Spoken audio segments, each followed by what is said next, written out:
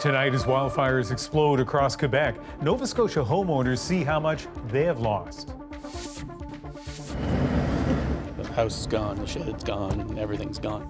Plus, access to Canada's firefighting nerve center. Russia takes Cuba back to the USSR. They have no choice because this is a sinking ship. I'll get my cameraman Dimitri to just... Briar Stewart showed viewers the dramatic earthquake rescue, then tracked down the Turkish survivor.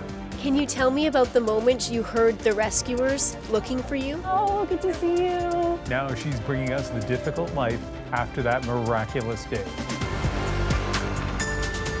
This is The National with Ian Hennemansi.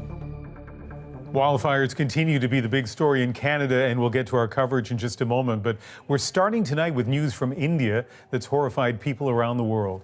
A multi-train collision and derailment has killed and injured hundreds. Ithil Musa has the details. It was pure chaos in eastern India, debris and mangled steel everywhere, and unimaginable scenes of death and injury. Victims being rushed into hospital on stretchers, emergency crews struggling to get the wounded to hospital after a horrific train collision Friday evening. 10 to 15 people fell on me when the accident happened, said this man. He says he saw fellow passengers who didn't make it and others with lost limbs. It's believed a passenger train in the Indian state of Odisha derailed before striking another train on another track. A third train parked nearby was also reportedly struck. A state official said the crash killed more than 200 people and injured nearly 1,000, numbers that could go up. Hundreds of police officers and rescue workers rushed to the scene when it happened, searching for survivors. Indian Prime Minister Narendra Modi tweeted his condolences. In this hour of grief, my thoughts are with the bereaved families. May the injured recover soon. India has seen many horrific train incidents before, including one in 2016 that killed 146. Tonight, rescuers are focused on trying to save as many as they can, but it will soon be time for questions about how it happened again. Ithil Musa, CBC News, Toronto. In Canada, wildfires are the story. Thousands of people in Quebec have now been forced out of their homes after a wildfire near Sept-Îles suddenly spread closer to town. That prompted an evacuation order and a local state of emergency. There are actually 2 major fires burning in that region and more than 100 province-wide. That number jumped overnight, part of a bigger national picture. Right now, wildfires are burning, many out of control across Canada. In a few minutes, you'll see how tricky that makes it to allocate firefighting resources. But first, let's go to the fires themselves. Alison Northcott begins with Sept-Îles. The fire near Sept-Îles intensified quickly, prompting a state of emergency and mandatory evacuations in the areas most at risk. It's sad to leave our homes behind, Michel Pelletier said as he left his neighborhood. Residents were warned in the morning they had to be out by the end of the day. As I was packing, I was wondering, am I bringing enough clothing? I mean, for how long is this going to last? So we're planning for a few days, and the situation is evolving quite rapidly. It's a mandatory evacuation, so they have the obligation to leave. As they did, some lined up on highways and rushed to busy gas stations to fill up. With the fires so close, the health authority is moving some patients to hospitals in other cities. School buses lined up to shuttle evacuees from the nearby Innu community of Washat Makmaniutanam, also under a state of emergency. La situation s'est vite empirée. The situation got worse quickly, said Chief Mike Pelash McKenzie. When the flames were just 10 kilometers from her home, Magali Fontaine packed up and got out with her kids. They're now staying with family. She says ashes have been falling from the sky and the smoke was starting to bother them. There are more than 100 fires burning across Quebec. Just a few days ago, there were only a dozen. This one near Chapay has forced hundreds from their homes. Chapay Mayor Isabelle Lessard says the fire should be under control soon, but evacuees can't return yet. With the demands growing, Quebec's Fire Prevention Agency has to prioritize which fires it can fight. The community are our first priority, and the essential infrastructures. Some Quebec firefighters are now being called back from the wildfires in Alberta, and the province is now asking for federal assistance too. And Allison, that fire near Sept-Îles grew very quickly. What's its status now? Well, it is still out of control, but city officials said this afternoon that the pace of its growth has slowed. So it's not burning as fast as it had been, but we know that this can change so quickly. And the city saw that yesterday when the fire suddenly became bigger and more dangerous. And that's when we saw those evacuations and that state of emergency this morning. Tonight, firefighters from other regions of Quebec are going to Sept-Îles to help, and part of their role will be to protect critical infrastructure if the fire gets too close. Thanks, Allison. In Nova Scotia, there are fewer fires, but they've been burning for days, and they have tens of thousands of people on the move. 4 fires still out of control. Among them, this one in southwestern Nova Scotia is huge. It's incinerated more than 20,000 hectares of forest and overrun several communities. And this one just west of Halifax is smaller, but it's hit a more densely populated area, burning more than 150 homes to the ground. Both fires still volatile. A new evacuation affecting dozens in the province's southwest was ordered just this afternoon. Conditions are easing. Rain is on the way, but as Kayla Hounsel shows us, for some, that's coming too late. It is their first glimpse of all they've lost. Our house is gone. Yeah. The house is gone, the shed's gone, everything's gone. Their home just outside Halifax, now reduced to rubble. They piled onto city buses with dozens of others in the same situation to be escorted into their neighborhoods inside the evacuation zone. It was very surreal. It was comforting. It was scary. It was quiet. It was not quiet. I mean, we were all there just hugging each other, and we would stop and just people would stare at their properties and just break down. But some who lost their homes chose not to take the tour, deciding instead to wait until they can be alone. That's like a safari kind of thing. That's what it feels like to me. That would not be what I need. All us. They were forced out of their homes when the fires started raging 5 days ago, and it is still a fierce fight. In Shelburne County in southwestern Nova Scotia, firefighters are battling the biggest fire ever recorded in the province. We've had to basically quickly unhook the hose from our trucks and run for our lives. And it is growing rapidly, fueled by winds. It looks horrible in lots of places. Folks have lost everything. And we're doing our best. But the rain, though ever so light, has begun. Combined with cooler temperatures, it's allowed some in the Halifax area to go home. Oh my God.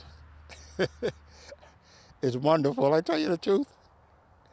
You don't realize until you're out of your home how nice it is to be in your home. But fire crews are warning this is still an active fire with many flare-ups. Some of those properties where the homes have collapsed on themselves are still burning in the debris pile. Those homeowners say they also saw flare-ups from a distance inside the bus. This couple says they're grateful for the closure. It really is like you're grieving a memory. Many are pledging to rebuild. And Kayla joins us from the Canada Game Centre in Halifax, which is an evacuation centre. And you mentioned the rain. Hopefully that's reason for some optimism. Yeah, Ian, this is supposed to be significant rain, but fire officials are warning this is not over yet. And even when the fire fight is over, there's still a lot of work to be done here, checking to be sure that roads are safe, that water hasn't been contaminated, and getting the lights back on. So for people in those most affected areas, including those in evacuation centers like this one, there's still a long road ahead before they can go home. Thanks, Kayla. So many fires burning at once has put a strain on firefighting resources countrywide. I don't want to refer to this as a competition, but we have many fires in many parts of the country, drawing upon a limited number of resources both within Canada and internationally. Ottawa says the need is not yet unprecedented, but work is already underway to make sure there's enough help for the weeks to come. A lot of that is being coordinated through a special national command center in Winnipeg. Its job to know who needs what and who can help. Cameron McIntosh got invited inside to see what happens when the calls roll in. Coast to coast, front lines keep flaring up, and wildfires keep draining local firefighting capacity. This is the CBC's coordination center. Here, it's all being tracked in real time. So what do we have up on the board here? So it basically gives you an overview of the national wildland fire situation. Precipitation, hotspots, forecasts, and critically, available firefighting resources. Fire Center duty officer speaking.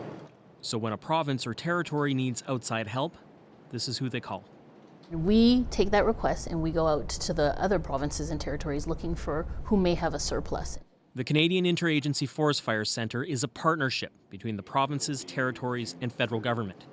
It doesn't assign resources, but constantly evaluates who could help and who can't. Let's say Alberta right now is really busy, so that's probably not the province that you would go and ask for resources. And I imagine that that's constantly evolving. That's evolving, exactly. Right. So yes. The water bomber that might have been available yesterday might not be available today. That's a possibility. Canada's on fire. Wildfire expert Mike Flanagan says with so much risk, fire authorities face tough decisions. Do I keep some of my crews at home because, hey, maybe right now it's okay in my home province, but next week it's looking hot, dry, and windy? That's partly why international help is coming in. These South Africans heading to Alberta, while Costa Rican and American crews are going to Nova Scotia. But that takes days. Fires can move by the minute. Frustrating for a premier like Tim Houston. The urgency of the need should be obvious. In some places, the military is also being deployed. With so much of the country so dry, there's no telling how long this goes. That's why we have all these tools. Watching for that single lightning strike or shift in the wind, that can change everything. Cameron McIntosh, CBC News, Winnipeg. While wildfire season in Canada is off to a devastating start, the numbers in the U.S. are actually much lower than usual, and that's helped free up resources to be sent here. And as Canadians look for vital information regarding wildfires, Facebook is unfriending media outlets in Canada. It's blocking news content for more than 1 million users. Elise Von Schiele looks at a battle between big tech and the federal government. If you're scrolling through Facebook or Instagram and things look a little different, you've probably been included in a recent ban on Canadian news. The weeks-long pilot from Meta will affect up to 5% of users here, about 1.2 million people, as the company looks to potentially suspend it permanently. I think that would probably be bad for everybody. That's a bad outcome for people, for the internet, and for that matter, for publishers who are losing an audience this way. Meta's move is the latest development in a Cold War between tech titans and the federal government over a controversial piece of legislation, Bill C-18. It would require internet giants to compensate news outlets for posting their work. Meta made the same ban in Australia and California over similar laws. Google did a trial ban for Canada too, but the Canadian government isn't backing down. I see it as a threat. I see it as intimidation. You have a big, tech giant, very rich, very powerful, big lawyers coming to a country, sovereign country, Canada, and telling the lawmakers and senators, MPs, I don't like what you're doing. If you don't do what I do, what I like, I'm pulling out of the country. And I find that unacceptable. If you're an affected user, you won't be able to share news articles or even see them, nor can you access the pages of media outlets. They can continue to post, but some of it won't be viewable in Canada. Media experts are concerned the ban fuels the spread of misinformation and could strand key information while the country is facing devastating wildfires. The Conservative Party says this standoff shouldn't be happening. I don't believe that either big tech or big government should censor what people see and say online. Bill C-18 is currently before the Senate, and the federal government hopes to have it wrapped up before Parliament breaks for the summer. Elise Von Schiel, CBC News, Calgary. In Ukraine, there are no signs of major advances and limited reports of fighting, but strikes continue behind the front lines. Ukraine says it targeted the occupied city of Berdyansk, where witnesses reported several explosions. It is a key port in Ukraine's south used by Russian naval vessels. The war in Ukraine is helping to rekindle an old alliance between Russia and Cuba, and some worry it has the potential to reignite a Cold War with the West. Evan Dyer looks at the timing of a renewed relationship between Moscow and Havana. Dozens of Russian officials and oligarchs have visited Cuba in the last few weeks, signing agreements to supply oil, wheat, and revitalize Cuba's broken industries. Del presidente Putin. It's partly in exchange for Cuba's support of Russia's invasion of Ukraine. And Cubans who don't agree, like Rolando Remedios, who was arrested for protesting Cuba's lack of free elections 2 years ago, say their government is in no position to haggle over terms. They have no choice because this is a sinking ship. The Cuban economy continues to deteriorate. Cuba is facing the collapse of its economy and its electrical grid. Now the Russians come to Havana and they say, well, we're ready to help, but you would have to change your constitution, change your laws. And the attitude of the Cuban leadership is the attitude of a submissive lackey of a colonial power. In the last 2 weeks, Cubans have appeared joining the Russian army and fighting alongside the Wagner Group in Ukraine. And the Cuban army signed a deal to train its troops in Belarus. Kremlin officials have been talking about the possibility of opening a new front in their confrontation with the West on this side of the Atlantic. The message is mostly directed to the United States and to the Western allies, and saying if things really will get really wrong in Ukraine, we may go forward and to place some kind of a strategic equipment on the islands. They are pushing us to the center of a geopolitical confrontation with NATO.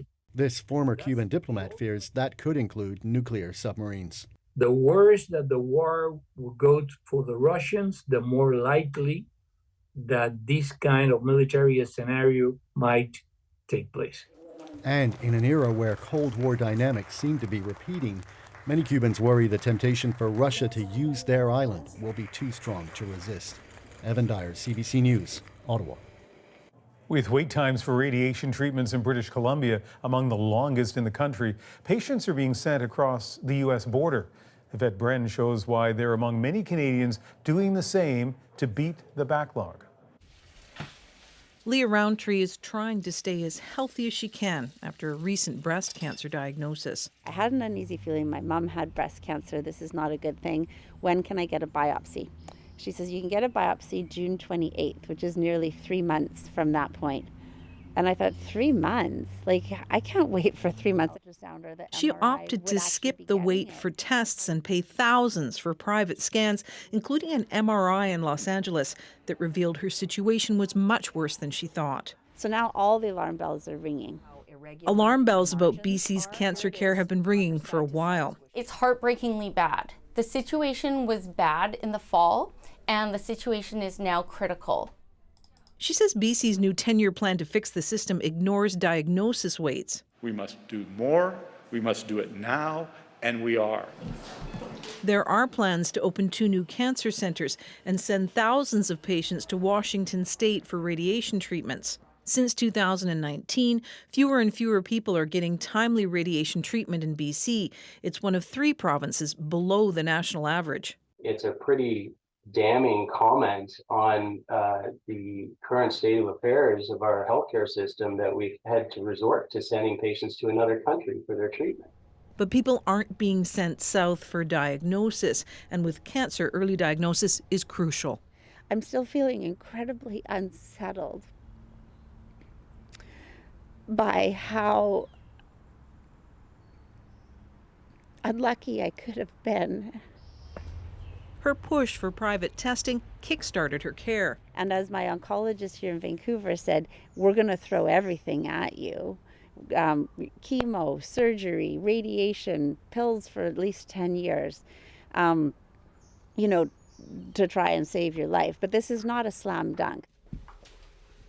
But she hopes she's now got a better shot. Yvette Brand, CBC News, Vancouver. A different kind of health concern has the government promising updated water protection legislation.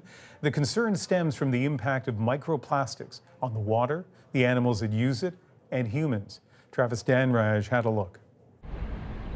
The crowds enjoying Toronto's waterfront are growing year over year. So is something else. You can see a lot of plastic are gathering in the harbor, which is actually really sad. I walk the beach every day because we live on the lake. There's always fresh plastic. Those plastics break down and stay in the water. A new report from Ontario's Auditor General shows microplastics are increasing in the Great Lakes. The particles come from everything around us: synthetic fibers in our clothing, food containers, even personal hygiene products. They carry toxins, and the problem is not isolated. Microplastics have been found across the globe, from the Antarctic to the Arctic. While more research is needed into how microplastics could harm humans, this researcher studies the impact on seabirds. It can also cause different lesions inside their stomach, which can cause internal scarring, and that has recently been discovered, and it has been termed as a new disease called plasticosis, which is kind of like fibrosis. Last week, the Prime Minister announced legislation which enforces water protections would be updated, but didn't give details. The threats and realities facing our environment have changed since it was written in 1970. Still, the Green Party is worried. The plastics lobby has way too much clout, and government has to step up and regulate in the public interest to protect our health. Back on Toronto's waterfront, the impact of those tiny particles aren't top of mind. Experts say it will take everyone reducing their plastic use to put a dent in the problem. Travis Danraj, CBC News, Toronto. It has been 3 months since a stunning rescue was captured on live television. Oh, here she comes down here. Tonight, The National takes you back to Turkey to hear from the woman who was pulled from the rubble. Oh, you look good. You look well. Plus, the push to get Canadians the benefits they're entitled to. I'm getting a refund. It's happy to me. How an incoming pilot project could help, and why some say it's flawed. And striking writers in the U.S. get reinforcements. Hey everybody, Mark Ruffalo here at the WGA strike. Why some say that support might not be enough. We're back in 2.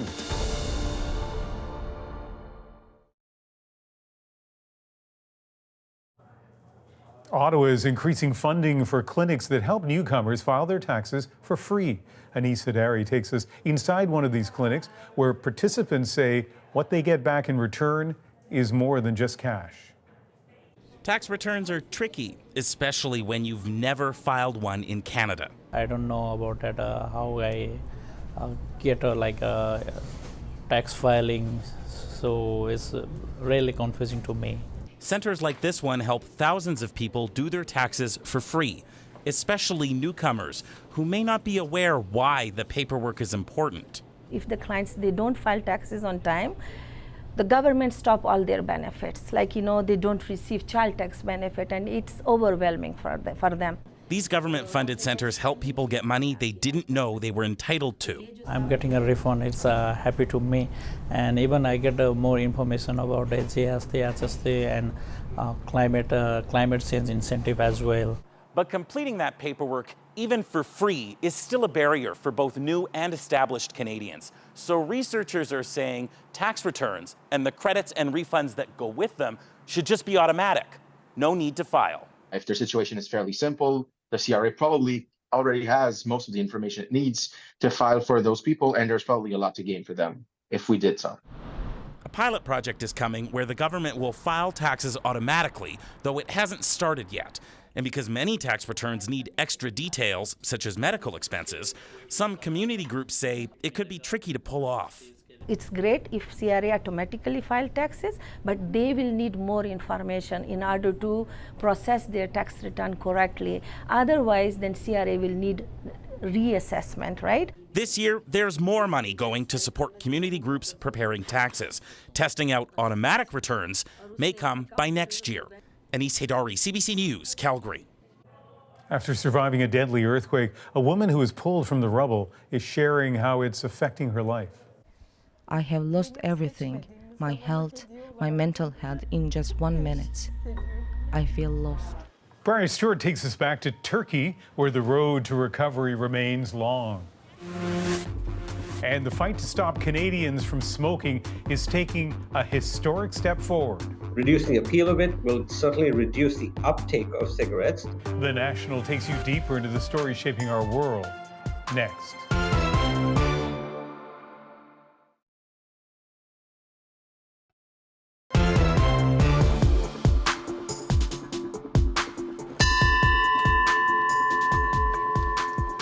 Turkish MPs were sworn into parliament after the party of longtime President Recep Tayyip Erdogan and its allies took a majority of seats in the recent election. They were bolstered by strong support from areas hard hit in February's devastating earthquake. That support comes in part thanks to Erdogan's promise to rebuild. Briar Stewart was on the ground in the aftermath and brought the rescue of a woman from the rubble to Canadian television audiences live. Returning to Turkey to meet with her again, Briar saw signs that for some survivors, rebuilding neighborhoods is far simpler than healing the earthquake's hidden wounds. It's been 3 months since we met Özlemina. Hi, hello, good to see you. She greets us with a warm smile. Oh, you look good, you look well. But it quickly becomes clear that underneath, she's struggling. What are your hopes then for the future? Sometimes there is not at all.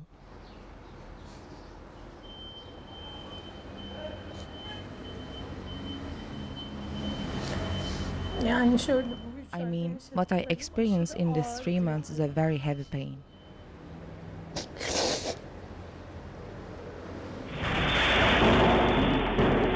On February 6th, her life, like so many others, was shattered in the middle of the night by a violent earthquake.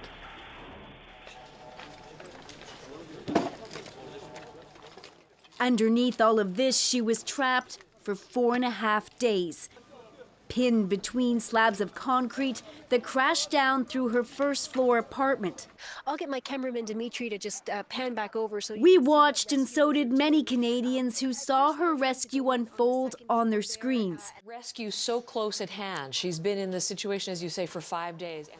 Even before we knew her name, it was right in front of us, written on her keepsake box that lay among the slabs of concrete and twisted rebar. It's like no other call I've been on. Yeah, me neither. So it's a very special moment. A search and rescue team from Burnaby, BC helped the local crews try and find a way to free her. She can talk. Oh, yeah. She's very, very good. But she can't move out. She can't move past the door. No move. No. After hours of risky, delicate work, this was the moment they were able to free her. Oh, here she comes down here. Again, just an incredible moment. She was rushed to the hospital, and we met her 2 days later.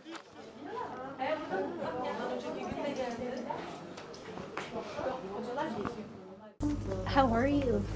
Doctors said Ina's kidneys were failing because she was severely dehydrated from being without water for days. She had cuts and bruises, but her spirit was strong. Can you tell me about the moment you heard the rescuers looking for you? It was incredible. He told me to hold his hand. So I squeezed his hand so hard. He told me, calm down, we will save you.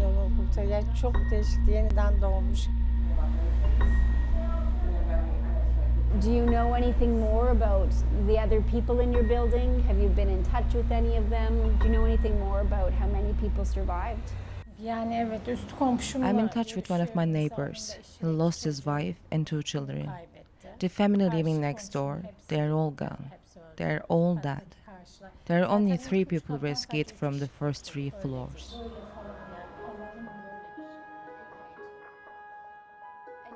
This was the moment rescuers started to pry her out. Her head was wedged between the rubble. And underneath these bandages, wounds that doctors initially thought were superficial, but proved to be much deeper. She needed several surgeries and skin grafts. A deep cut remains on her arm. And then there are the emotional wounds. It's good that I had been rescued under the rubble after 5 days. Sometimes I feel so exhausted.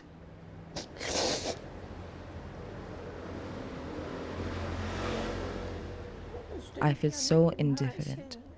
Even those clothes you see on me are not mine. I have lost everything, my health, my mental health in just 1 minute. I feel lost. This visit was the second time she's left the hospital since the earthquake. During her first outing, she suffered a panic attack. I recently went to a store because I don't have a lot of clothes. Nothing. I walked into the change room to try them on, but I couldn't. I was so bad at the time. Sometimes, especially indoors, I feel like I can't breathe. There's a feeling of choking. Ina has been seeing a psychiatrist and is on an antidepressant, but it makes her sick. It's hard to find the words to offer comfort. But we wanted to deliver some messages from Canada, including a care package from the Burnaby Search and Rescue Team. And this is a message that they wanted to pass on. It's in Turkish as well. We admire your strength and resilience, part of the message reads. Despite her pain, she told us that she wanted to return to what was her home for a private visit. I'm definitely thinking about going to Adıyaman and facing the truth. I have mixed feelings. On the one hand, it's the city that I worked for 9 years and I have memories. At the same time, it's the city where I had the worst time of my life. This is what her block looks like now. Crews are clearing the rubble away, but part of her building remains, along with signs of the lives that were lived there. So, Briar, you're back in London. Özlem was returning to what's left of her home. How did she handle that? Well, it was a very traumatic visit for her, Ian. And in fact, she went back to her community of Adıyaman because she wanted to vote in the elections. But she also wanted to see the damage for herself, really, and say goodbye because she has no plans on going back there. She worked there as a teacher for several years, but she's been reassigned to a new school in the fall. And she's really looking forward to that because she hopes it will be somewhat of a fresh start for her. And I think it's important to remember that she is just one individual. We know that there are 3 million people that have been displaced by the earthquakes, and they're all dealing with various levels of trauma. All right. Thank you very much, Briar. You're welcome. Canada is set to become the first country to put warnings on individual cigarettes. This should be effective and improve the effectiveness of the warnings. The push to cut the number of smokers in half by 2035, and why this step is expected to help.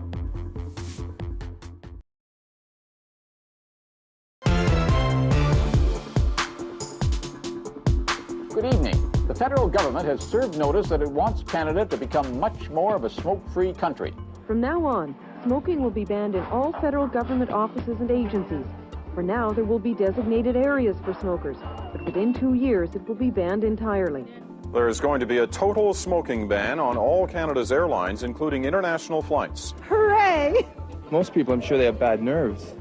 Like, you have to settle down on a plane. I think a cigarette is necessary to smokers. A great step toward reinforcing the concept that tobacco use is no longer socially acceptable as an activity among Canadians. The rules about smoking in Canada sure have changed over the years, and they're about to change even more. Health Canada is rolling out these new label warnings on individual cigarettes. That's going to start in August. First country in the world to try this in-your-face strategy to reduce smoking. Tobacco use kills an estimated 48,000 Canadians every year, but will these new warning labels make a difference? Let's break it down with two experts in the field. Jeffrey Fong is a professor of psychology at Waterloo University's Public Health Sciences Department. And Dr. Peter Selby is a clinician scientist at the Centre for Addiction and Mental Health. Welcome to both of you. Thank you. Good to be with you. And let me start with the same question for both of you. Professor Fong, perhaps I'll begin with you. Canada will be the first to make this move, those labels on the cigarette. How effective do you think this is going to be? This is going to be a step forward in the evolution of warning labels in Canada. Canada was the first country to introduce graphic warning labels 20 years ago, and it will be the first country to have warnings directly on the cigarettes. The research demonstrates that this should be effective and improve the effectiveness of the warnings. Dr. Selby, you work with people who are trying to stop smoking. What impact do you think this is going to have? Well, we know that when people get a message to quit smoking, either personal or otherwise, they do make the effort to come in and try to quit. So something new like this will sort of reignite that message, will get them to contemplate. And the difference now is that if it's on every stick that they put into their mouth, it will get them pause to think and hopefully then lead to action, which is to either quit on their own or get help to quit. But draw on your clinical experience for a moment to help us understand this, because everything you're saying is logical. You know, you see that warning label, you think to yourself, okay, I better think about this again. But the anti-smoking message has been relentless. Everybody knows it's not healthy. Nobody debates that anymore. The cigarette packages themselves have had those graphic warnings. So Dr. Selby, what difference is this going to make? I feel it's incremental, but every little bit counts. I mean, we're trying to get to a 5% prevalence by 2035, and we need policy-level interventions that reduce the appeal of cigarettes, not only through the packaging, but also on the cigarette itself. We know that if there are messages there that you know, in a way, gets a message to the person to then take action, that can make a difference. So I would expect that there would be an increase and we would see a bump in people wanting to quit smoking, either directly because they read this or because of the news media around this messaging that will get them to take action. You know, smoking is so addictive, it becomes automatic, and people can sometimes need a bit of a nudge to be able to sort of reflect on their own behavior, and sometimes that's what it takes for people to quit. Professor Fong, you know, when we looked at that tape at the beginning of this segment, first of all, I remember all of those changes. I remember how resistant people were. Can you imagine not being allowed to smoke on a plane? Like, people were so unhappy. What changed? Like, every time one of those changes in policy came in, what impact did it have on smoking in Canada? Well, Canada's smoking prevalence has gone down tremendously over the years, and it's accelerated during the period starting about the late 1990s when tobacco control policies were starting to really come into play in Canada. And so now we have a situation where the prevalence of smoking rates have gone down tremendously to fairly close to 10%. And as Dr. Selby said, the goal is to half that to less than 5% by 2035. And this, among other kinds of policies, is a good step forward in this. I should also say that warning labels are really, really effective. In our national studies throughout Canada that we've been doing for about 20 years, there are like 73% of smokers, 2.9 million smokers, say that the warning labels help them increase their awareness of health risks. And 57%, or 2.3 million, say that warning labels make it more likely that they'll quit.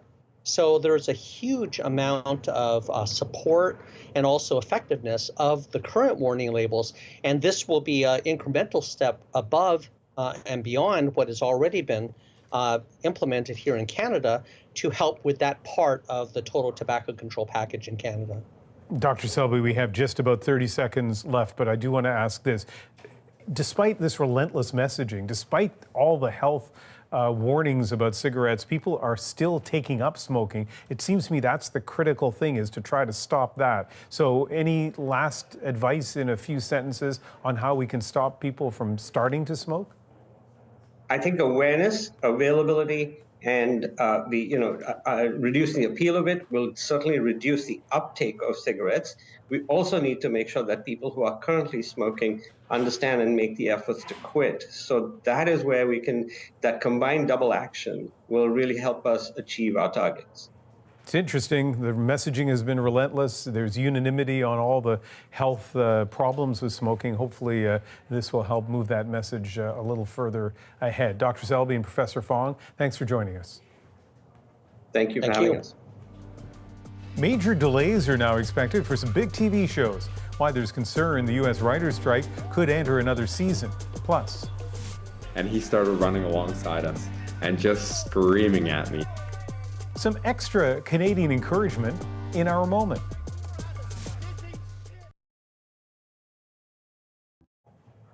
You may need to wait even longer for new seasons of some of your favorite TV shows. A month in, and there's little movement in the writers' strike. And as Eli Glasner explains, more industry talent may soon be joining them. Film crews are a regular sign of summer here, but the signs are fewer these days. A year ago at this time, we had 25 productions shooting in the city of Toronto. This year we've got 15. Thanks in large part to streaming. The industry is booming in the city, a record $2.5 billion spent in 2021 alone. See from Apple, Titans, The Boys, Star Trek, Handmaid's Tale. The Writers Guild of America felt it wasn't seeing its share and went on strike a month ago. So if those scripts stop, being created, then production has to stop as well. With no fresh content for fall, shows already affected include Abbott Elementary, Stranger Things, and The Last of Us, where production delays could push filming in Vancouver until later in 2024. Many Canadian screenwriters have business on both sides of the border. Yeah, there's a lot of opportunity to, especially with the streaming world, to get your name out there in the US, to take meetings.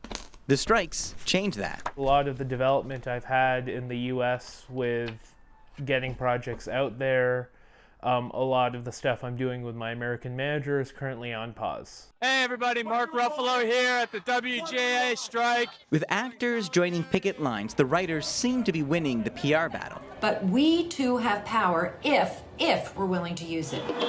A battle that could intensify with strike deadlines looming for both the Actors and Directors Guild. They're all spending too much money.